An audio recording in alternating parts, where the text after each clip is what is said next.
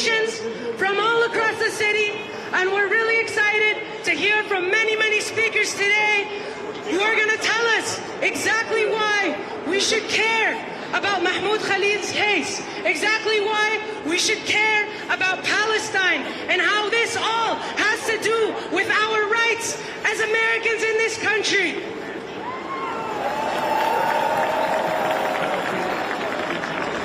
Now I'm really happy to introduce our next speaker, Ashik from the Democratic Socialists of America. Let's give it up for Ashik.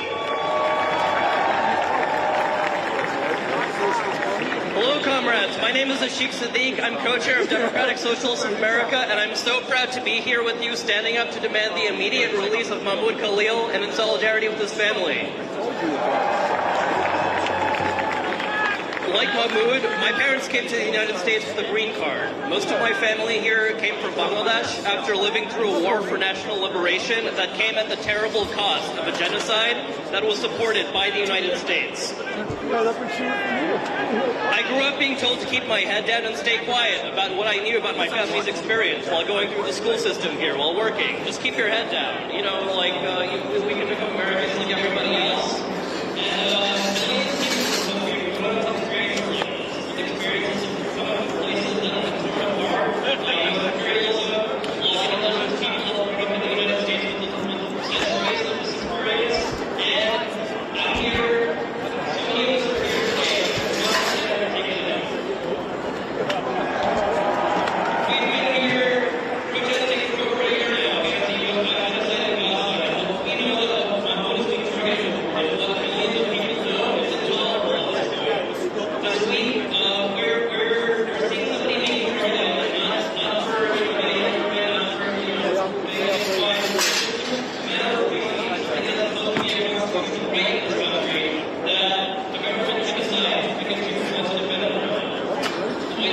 They want this picture up for the next couple hours. I just put my generator here because they just want live picture in the next couple hours. With this, and I gotta shoot that.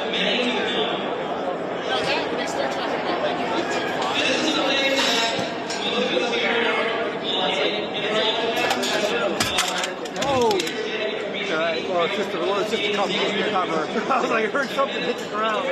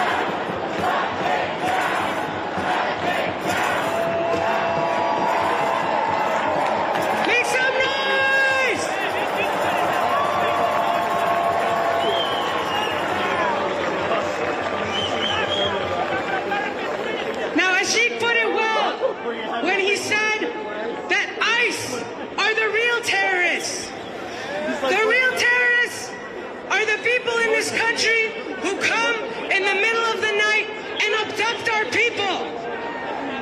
The real terrorists are in the White House, who collude with the billionaires in this country against all working people. Those are the real terrorists. And they're a threat to all of us.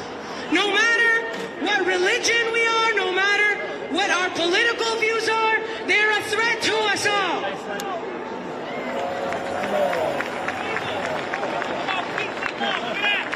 Now I'm really happy to welcome, as part of the broad Interfaith coalition that comes in defense of the Palestine movement always, I'm really proud to welcome Rabbi Abby Stein to the stage. Mr. Abby Stein.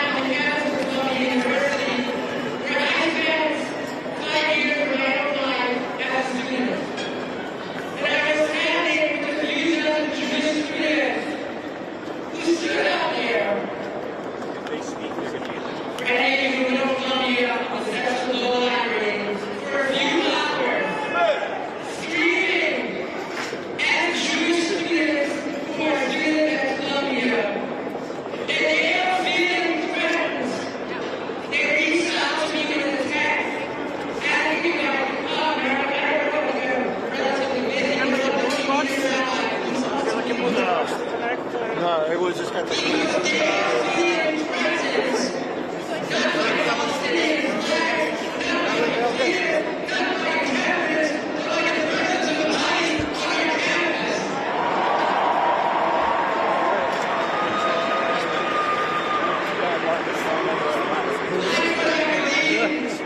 It's a tripod, it's a good one.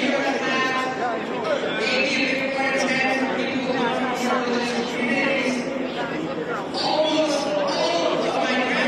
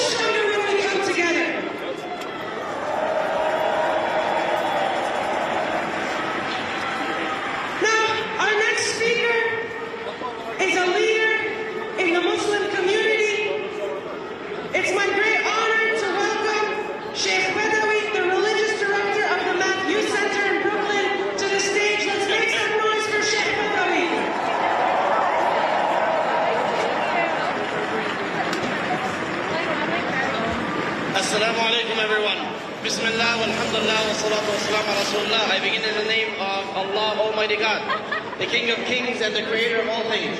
And I ask us in this time to show us this peace and blessing of our Lord Muhammad sallallahu alaihi wasallam. Allah Almighty God tells us in the Quran, Ya ayyuhalladhina amanu taqullaha wa ati'u al-mursalin wa la taqullaha. O people of faith, be those who resist the peace and love for the truth all the time. Be those who stand up for justice all the time. Be witnesses of the work of Almighty, even if it is against yourselves, or your family members, or your kin, or your countrymen. Be justice all the time. And be spoken out against all the time.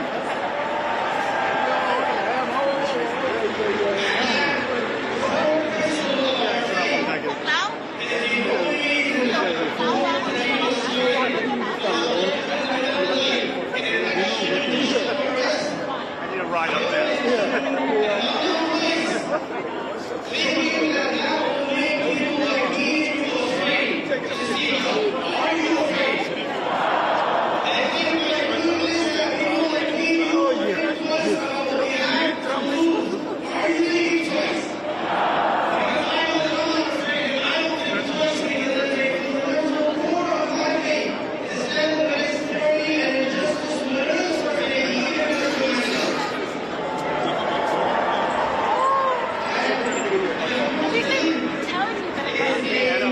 I was hoping somebody else did. A couple missing lives. I don't know. My problem is I don't really have, I'm like a third person. You know, there's a quarter over there, so another crew. So there's like 3 of us here. If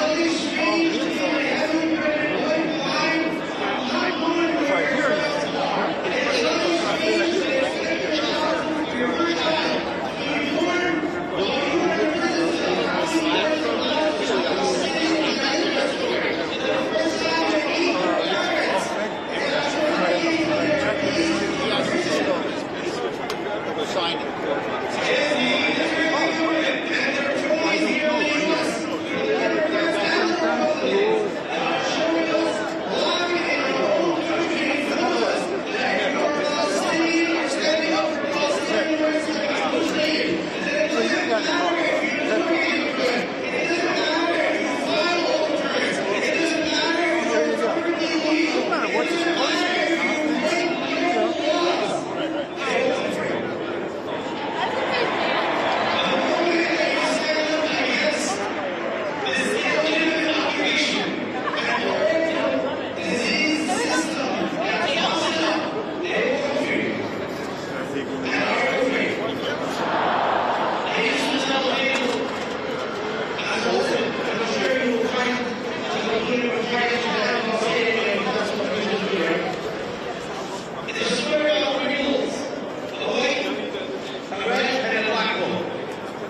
And they are large animals with horns, and they're together in a herd. So the lion comes up to them, wishing to hunt them, and they push him away. They attack him. They defend themselves. They resist. A very logical, you don't need any religion to tell you that you resist in the face of oppression, that you have the right to self-defense, that by hook or crook you demand your rights, you take them. You don't wait for your oppressor to give it to you by crumbs. So when he sees their united front, he retreats and approaches the white bull on his own. And he tells him, these bulls are a different color. These bulls don't have your best interest at heart. And he continues to work on him until he separates himself from the herd and he is eaten the next day. They wake up the next day, they notice that there's 2 of them, and they stay silent. So he goes to the black bull, and he does the same thing. And then when the 3rd morning comes, and the red bull is on his own, he sees the lion approach smiling. And he tells himself, I was eaten, I was on the menu the day that you ate the first bull. That's all of us. That's all of us if we watch Mahmud today and do nothing. That's all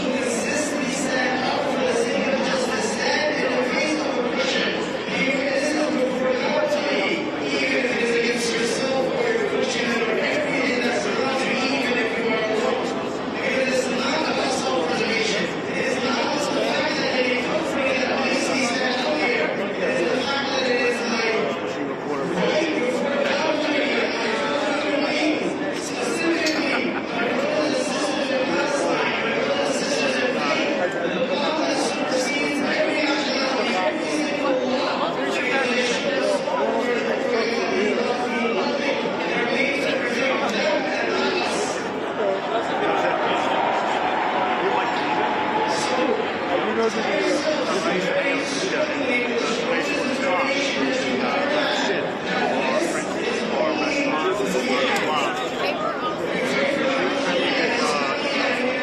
Hey, can you do a mic check while you're up there?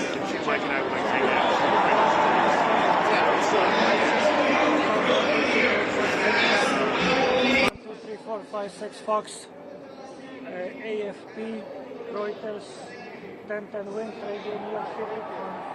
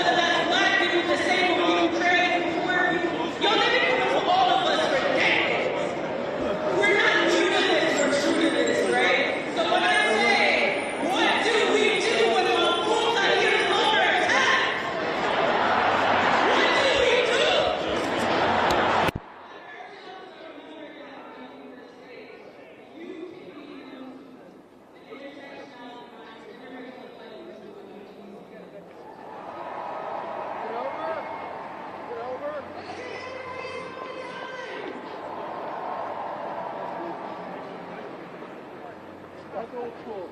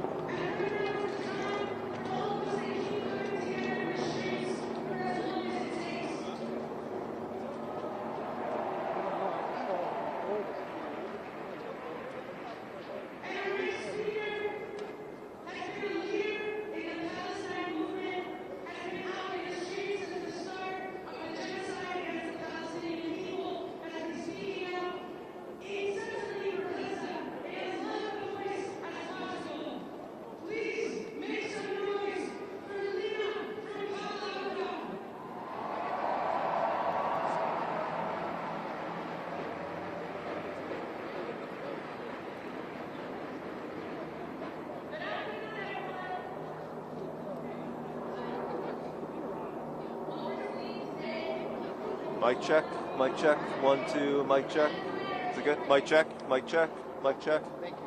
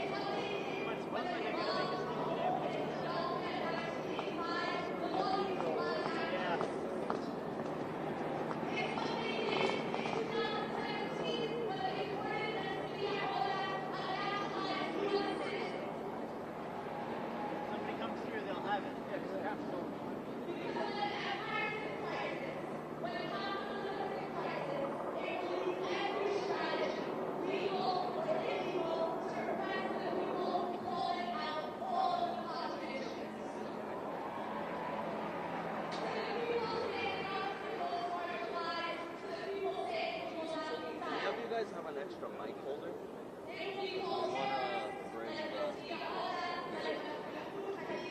Yeah. Okay. All good.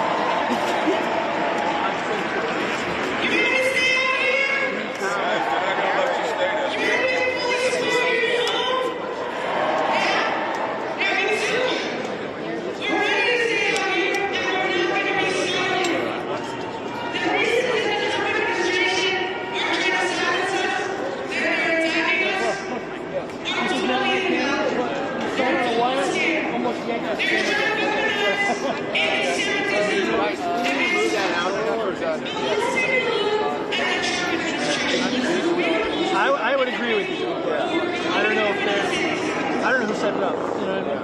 I think the cops might put it there. The cops might have put it there? Maybe. Maybe like it's not Let me, is Tony or somebody ever?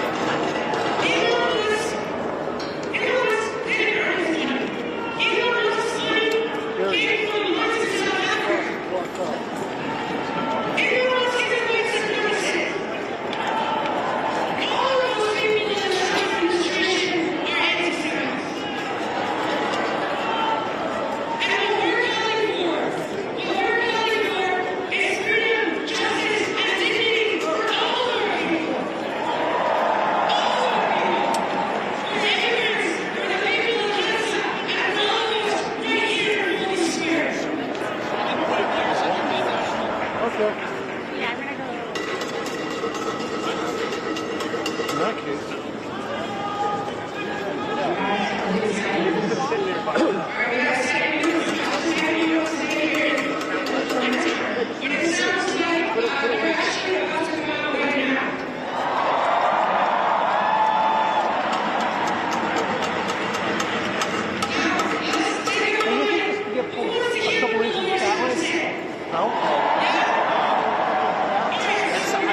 I don't want to piss off literally everyone over there, you know? Oh, the other guys were asking you all like.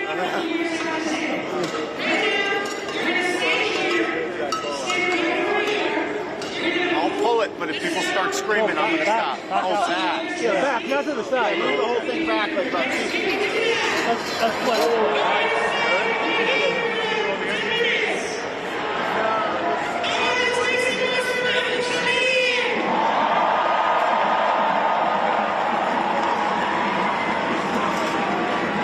Thank you. Okay, no problem. Yeah, Somebody had to do it.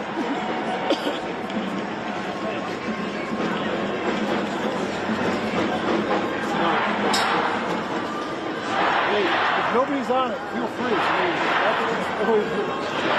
You will talk. If it's open. They're going to send him back. They're going to send his ass back. He didn't honor the green card. Green card. They're sending his ass back. They're sending his ass back. Sidewalk doesn't stay clear, then everybody's going to leave. No choice. I know.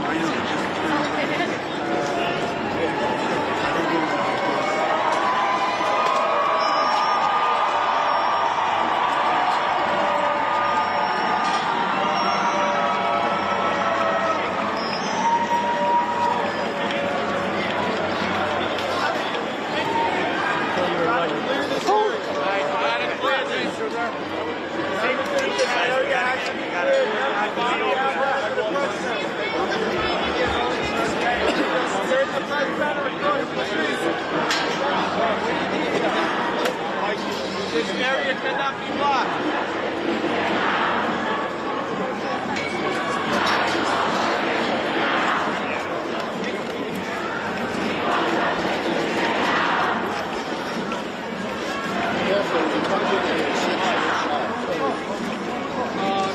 Oh, you didn't want that?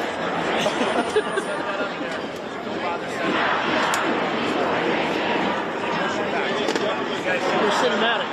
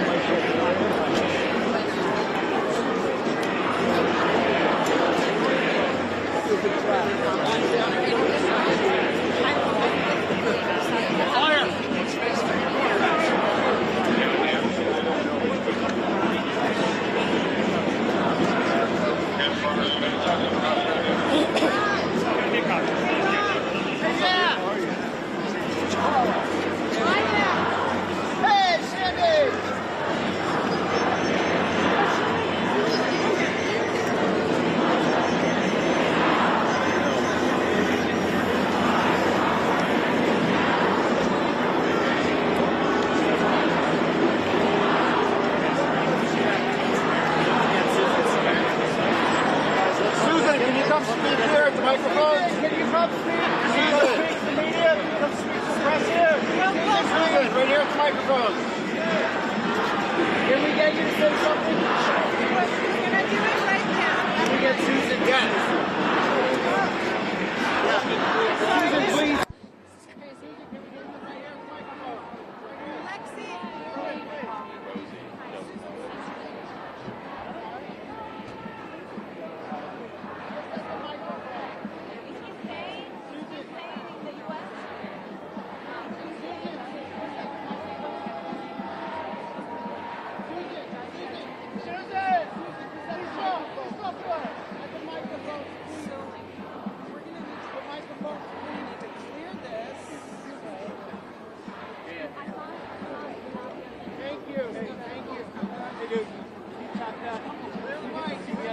Where are the mics, everybody? Guys, out of the way of the mics, please. Guys, please.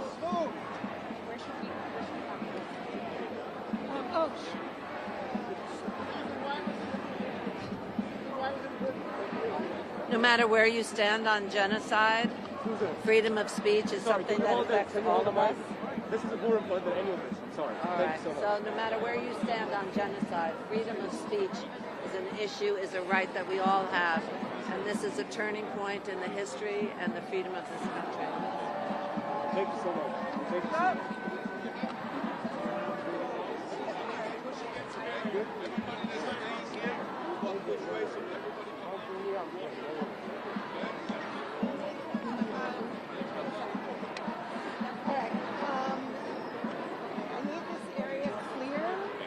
Everybody, can we take 2 to 4 steps back? They need a little bit of space at the microphones, please.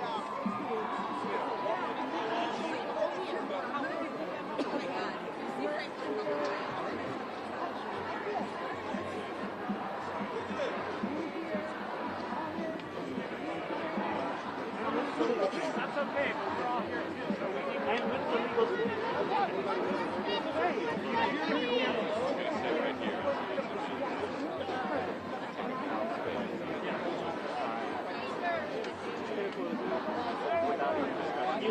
raise up that hand,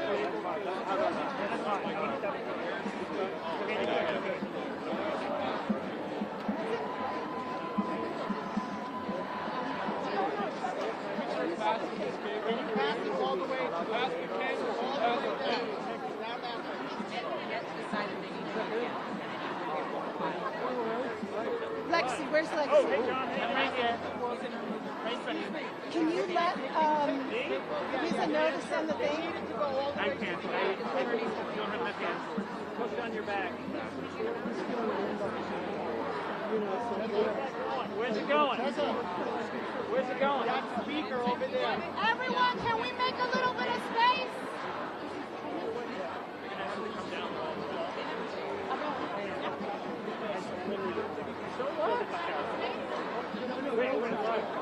Yeah, Rich, we all have live cameras here. I get that. Get the fuck out of my face.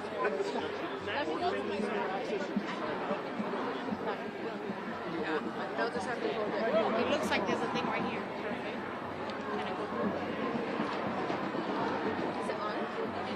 You gotta leave some room for the sidewalk. You gotta let people pass through. Let's go. Gotta get down.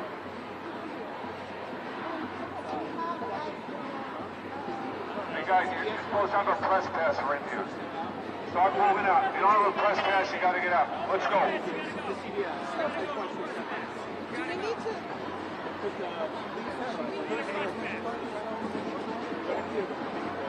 Anyone leaning against you, gotta get out of here. Let's go.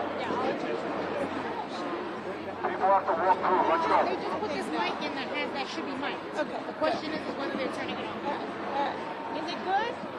He's gonna turn it on now. Hello? Is it working? Do you want to pass a message with this?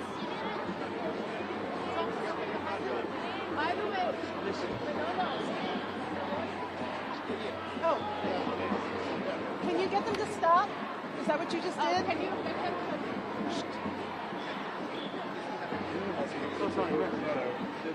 Are you in touch with somebody? You can get them to... I did tell them, but let me do it now again. We quiet.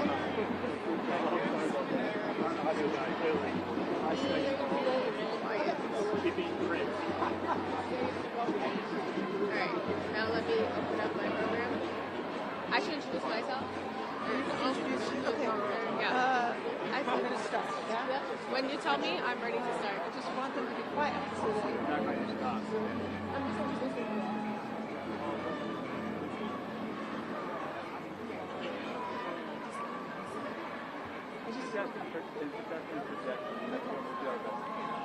Ready? Just project. They're gonna quiet down. All right. Just project. All right. Hello, everyone. My name is Abir Kawas. I am the Associate Director of Partnerships at CLEAR, and I will be getting us through the program today. Thank you all for being here. We have a number of speakers here to provide updates and statements of support regarding Mahmoud Khalil's case. Mahmoud's attorneys are here to provide updates and a brief statement from Mahmoud's wife. Attorneys will be taking questions at the end.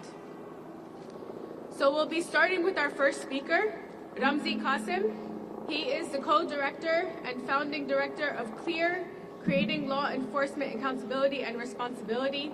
He is a professor of law at the City University of New York and part of Mahmoud's legal team. Welcome, Ramzi.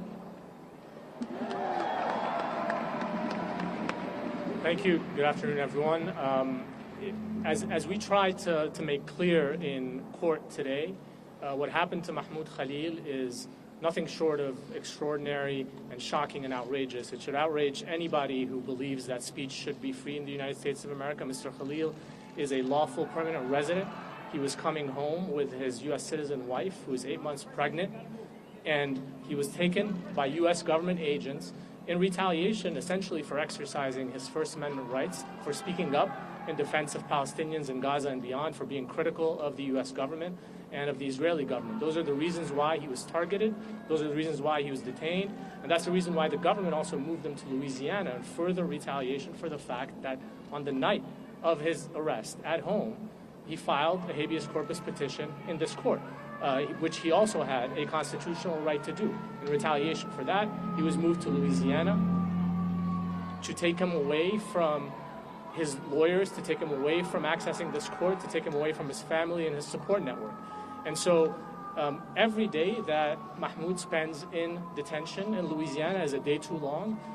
We and he fully intend to vindicate not just his First Amendment rights, but those of all Americans, frankly, and all lawful permanent residents, and anybody who wants to speak out. It simply cannot be the case that you can be disappeared at night off the streets of New York City simply because the current U.S. government, the current administration of the White House dislikes what you have to say. That is, not just un-American, it's also unacceptable. And so Mr. Khalil and we will fight as hard as we need to in court to bring him home to New York City as soon as possible, and that's one of the motions that is now pending before this court. It is a motion to bring him back home and to free him so that he can fight this removal case. Ramzi, why did you not take the judge's invitation to argue the merits? So we won't be answering questions right now, but can you just tell us just how unprecedented something like this is? Can you just talk about that? Look, this. no questions yet. Okay, just that question. Okay, so I'll just say this and I'll step back. It is absolutely unprecedented. The grounds that are being cited by the government for purportedly claiming to revoke his green card and putting him in removal proceedings. This is a person who is a lawful permanent resident. This is a U.S. person. Those grounds are vague. They are rarely used, and essentially they are a form of punishment and retaliation for the exercise of free speech. We think it won't fly in federal court. We think it won't fly in immigration court, and it certainly should not fly in the court of public opinion. Why not raise that today? The judge gave you the option. All right. Thank you, Ramzi. Next, I'd like to introduce Mahid Azmi, the legal director of the Center of Constitutional Rights, also a member of Mahmoud's legal team. Can you spell your name, please? Baher Azmi, Baher Azmy, from the Center for Constitutional Rights. Mr. Khalil's detention has nothing to do with security. It is only about repression. United States government has taken the position that it can arrest, detain, and seek to deport a lawful permanent resident exclusively because of his peaceful, constitutionally protected activism. In this case, activism in support of Palestinian human rights and an end to the genocide in Gaza. The government takes the position that because the Secretary of State finds his dissent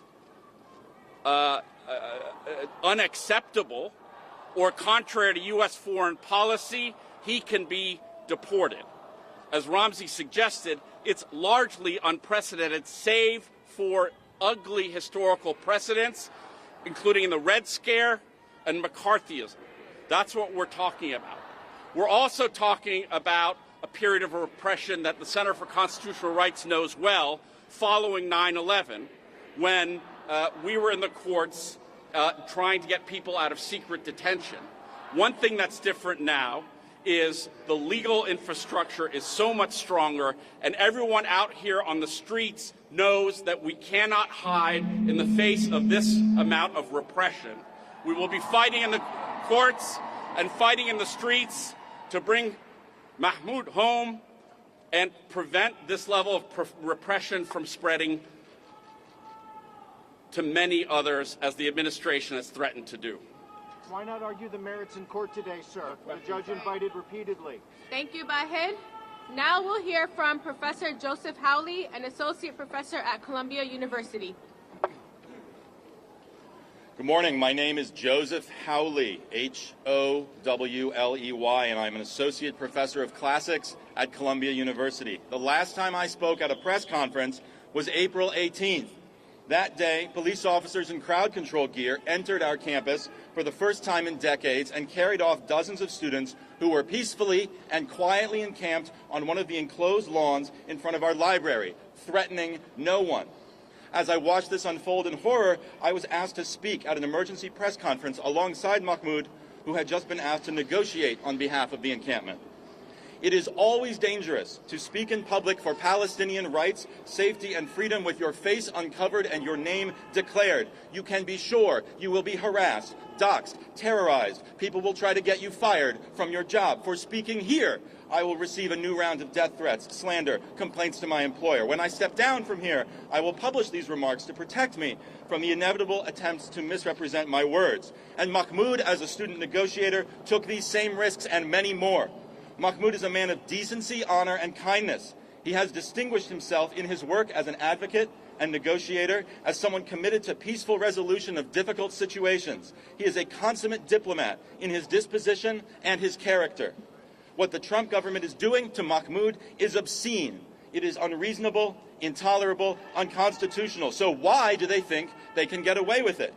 The Trump administration is betting that Americans will happily look the other way as one more Palestinian is victimized here on American soil. They are betting that when you hear Mahmoud's name or the word Palestinian, the parts of you that make you a thinking and rational and caring person will switch off, and you will believe the worst about him, and you will turn a blind eye to these grave violations of his rights. And after what I've seen over the last year and a half, I'm not sure they're wrong. Anti-Palestinian groups have spent all year casually leveling the most dangerous accusations on the flimsiest grounds, and members of our own community have repeated them. Don't like seeing a kafia? Call them a terrorist and call the cops. Don't like their views? Call them anti-Semitic and get them expelled. Don't like that your Jewish colleague has the chutzpah to say free Palestine? Report him for Jew hatred to a university task force. Don't like seeing a broad and diverse movement of courageous young people standing together against the ethnic cleansing of Gaza? Call your friends in the government and send the feds to their door. As an educator, it disgusts me that anyone who wants to be taken seriously in association with a university would deal so ignorantly with language and truth. But more than that, I am ashamed as a Jewish person that this kind of slander has found currency in some parts of my own community in service of the racist and anti-Semitic Trump agenda. Trump's claim that this atrocity combats anti-Semitism is insulting. We will not take lectures on anti-Semitism from segregationists and neo-Nazis. We will not allow a white supremacist president and his party to claim the mantle of Jewish safety as they shred the Constitution and spin outlandish legal theories to justify the suppression of dissent and the brutalization of those who oppose war and apartheid. One of the most insidious forms of prejudice toward Jews is the trope of dual allegiance, which suggests that we Jews, because of our ethnicity or religion, have secret political commitments at odds with the communities we live in, that we are not to be trusted, that you should always believe the worst about us. When Donald Trump sneers at globalists, this is what he means. And when I see people unquestioningly trafficking in the wildest assertions about Mahmud just because he is Palestinian, I hear the exact same kind of prejudice that drove generations of my own family from their homes in Europe.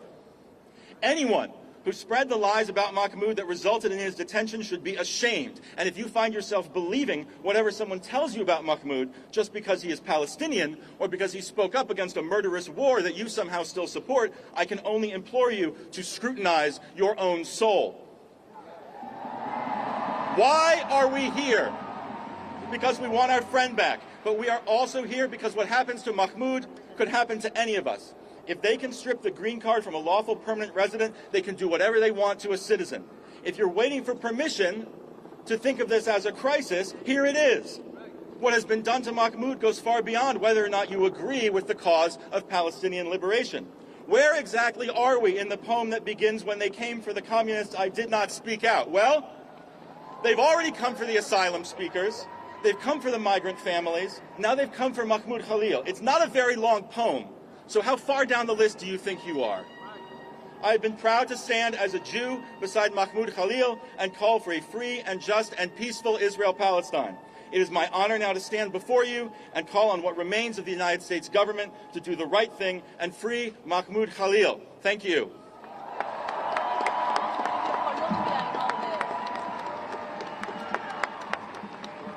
Hi, all. Next, we'll have Joshua Draytel from the law firm representing Mahmud. And this is also on behalf of Amy Greer, who's in our firm, who has handled this case and will continue to handle this case, but unfortunately could not be here today. And the principles at issue in this case are, of course, of extraordinary importance, and my colleagues have laid that out here and in court. But as important as those principles are, our commitment to the case, the whole team's commitment to the case, and Amy's commitment to this case is also about the human being, Mahmud Khalil. He is a person who is loved, who is respected, who has earned that through his conduct and his commitment to his community and to all of us. We thank the people beyond the cameras who are here for their support, and we appreciate it, Mahmud appreciates it, and ultimately the rest of this country and the world will appreciate it. Thank you. Thank you. Next, we'll have Professor Nadia El-Hedj, a professor of anthropology at Barnard and Columbia. Hello, my name is Nadia El-Hedj. Last name is Abuelhaj. So how did we get here? How did we get to the point where Mahmud Khalil, a mild-mannered and thoughtful Palestinian political activist, a legal permanent resident of the U.S., who has not been charged, let alone convicted of a crime, can be picked up outside his home and shipped to a Louisiana detention center? That the Secretary of State and the President can name him as the first of many who will be rounded up and deported for what is, in fact, political dissent. This is a witch hunt of an order we have not seen since the McCarthy era. Then the archetypal threat to America was the allegedly communist Jew. Now it is the allegedly anti-Semitic Palestinian. But lest the Democratic Party feel self-satisfied as the Republican administration takes a sledgehammer to our basic constitutional rights, this did not begin 2 months ago. Beginning in the fall of 2023, most Democrats at local, state, and national levels joined in the maligning of Palestinian and pro-Palestinian demonstrators. They labeled the movement anti-Semitic as operating in support of terrorism, ignoring the reality on the ground to which these students were responding. The urgency that you saw, the rage even, of student demonstrators last year was driven by a commitment to the urgency of the situation, the need to stop the genocide in Gaza. The Democrats, however, crawled into bed with MAGA Republicans quite clearly in congressional hearings that began in the fall of 2023, when university presidents began to be hauled before the committee, as if the hearings were actually about anti-Semitism. The party of Charlottesville, the party of Nazi salutes and support for Germany's neo-Nazi party, the AfD, is not concerned with anti-Semitism, and no Democrat that has aligned with them can be taken seriously on that front. Insofar as you, our Democratic politicians, continue to refer to Mahmoud Khalil's speech as abhorrent, presumably while defending his right to say what he does, that is, presumably while defending his right to be abhorrent, you are part of the problem. Stop demonizing student activists who are demonstrating to save Palestinians in Gaza and the West Bank from ethnic cleansing and total annihilation. Stop replicating the crimes of McCarthyism. And here I mean not just the criminalization of certain forms of political speech. More fundamentally, I mean stop replicating the crime of demonizing an entire group of people as dangerous, as a threat, as abhorrent even. Then it was Jews, now it's Palestinians. Free Mahmoud now and stop the witch hunt against other students.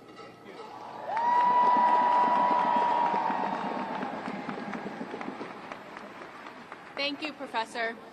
Next, I'd like to bring up Shaza Aboushi Dalal, one of the staff attorneys at CLEAR, who will be reading a statement by Mahmoud's wife.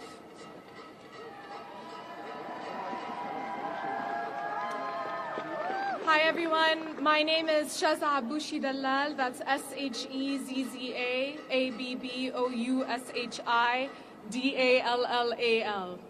I am a staff attorney with the CLEAR Project and one of Mahmoud Khalil's attorneys, and I will be reading a statement on behalf of Mahmoud Khalil's wife, who does not wish to be named. My husband was kidnapped from our home, and it's shameful that the United States government continues to hold him because he stood for the rights and lives of his people. I demand his immediate release and return to our family. His disappearance has devastated our lives. Every day without him is filled with uncertainty, not just for me, but for our entire family and community. Our loved ones are struggling with the pain and fear of his sudden absence. And yet, we are not alone. So many who know and love Mahmoud have come together, refusing to stay silent. Their support is a testament to his character and to the deep injustice of what is being done to him. Thank you.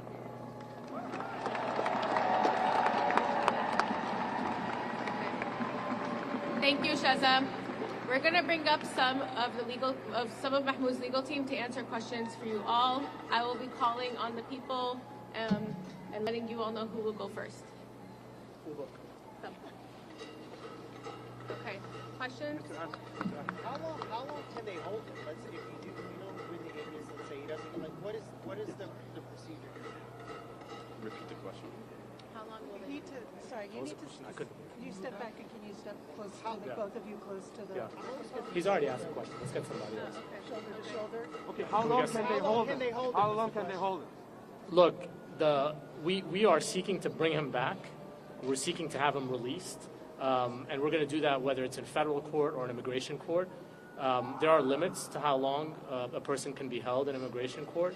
But frankly, that's irrelevant because we are going to ask for him to be released as expeditiously as possible, and we will do that in any court that will hear us. Why couldn't that be done today? And can you just respond to the government's claims that this is about his views not being in line with national security? Can you legally speak to us about that?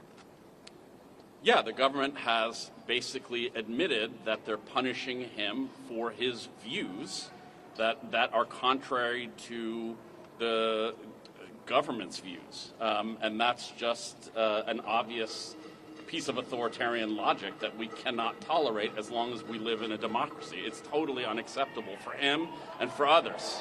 The government's attorney said in the courtroom that the proper venue, the proper jurisdiction is either Louisiana or New Jersey, but not New York. Why?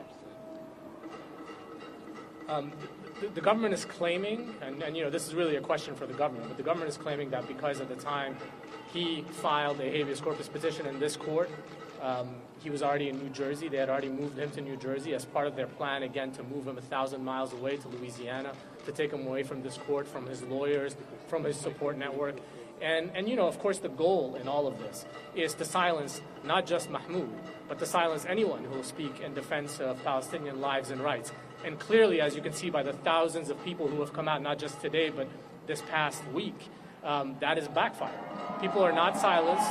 People are not bowed in any way, shape, or form.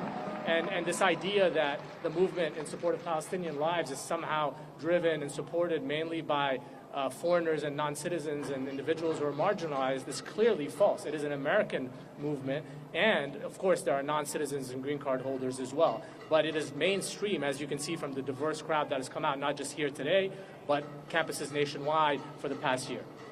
The government says that you have flyers. Do you think it could be planted? Yesterday, the White House What is the judge asking of you now, against sir? your client that he organized protests where Hamas propaganda was distributed. Can you guys address that? The government's position is that Mahmud has views that are similar to Hamas, namely that Mahmud believes in Palestinian human rights and the end to an ongoing genocide.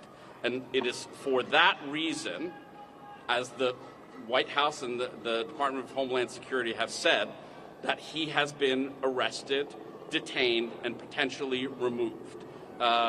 So it's their disagreement with his viewpoint, not any remotely scintilla of security threat that's driving this. Again, it's about repression. It's not about security. I would add that, you know, whatever flyers the White House spokesperson may have been talking about, that has certainly not been the government's position in court. So I think that's an important thing to keep in mind, that the White House spokesperson says a lot of things that are unsubstantiated, not just on this case. I would pay attention to what they actually, you know, put forward in court. Can you speak to what Mahmud is doing, how he's been in Louisiana? I mean, as you can imagine, these are very difficult circumstances. Mahmud and his wife, I mean, the last thing they expected was for something like this to happen. They had every reason to expect stability. He's a lawful permanent resident. She's a U.S. citizen. They're about to welcome their firstborn child next month.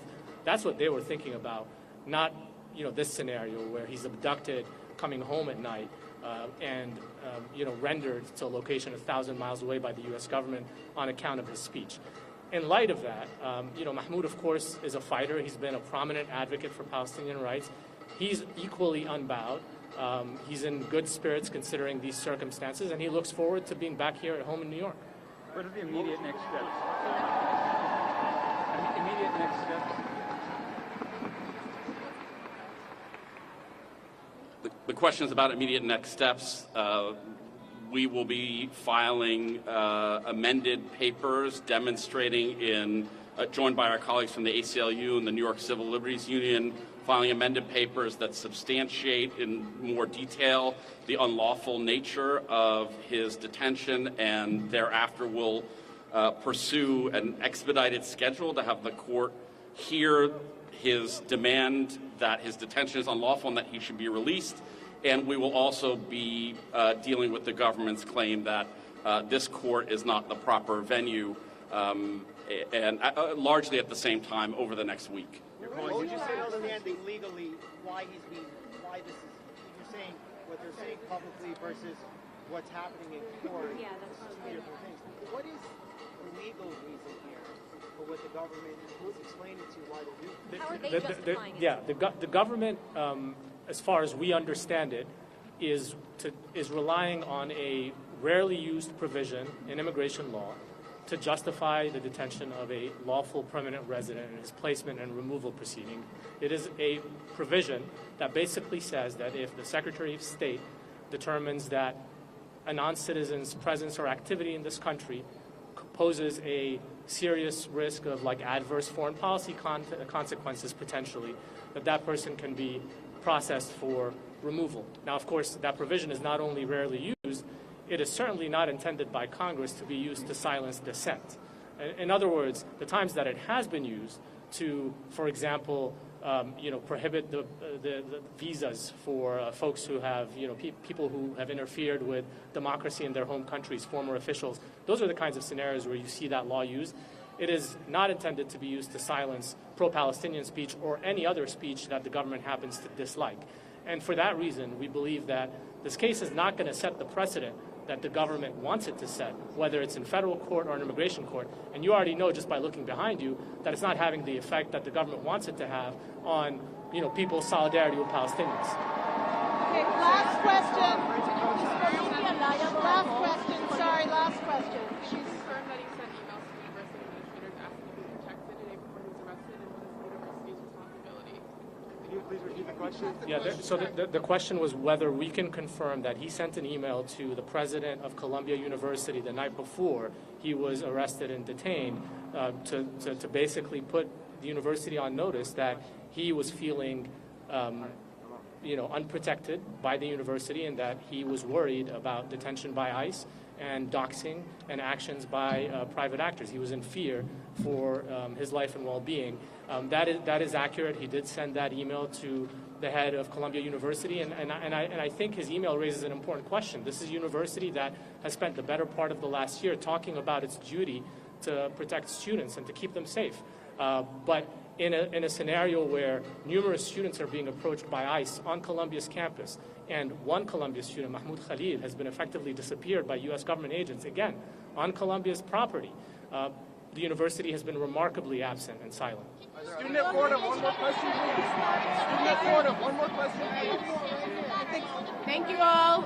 We're going to wrap up here. For any questions regarding details about today's speakers, you can come to me or Jen here. And I want to thank you all for coming. I want to thank all of the people who are out there in the crowd listening. And I want to remind everyone that the family has asked for privacy at this time. Thank you.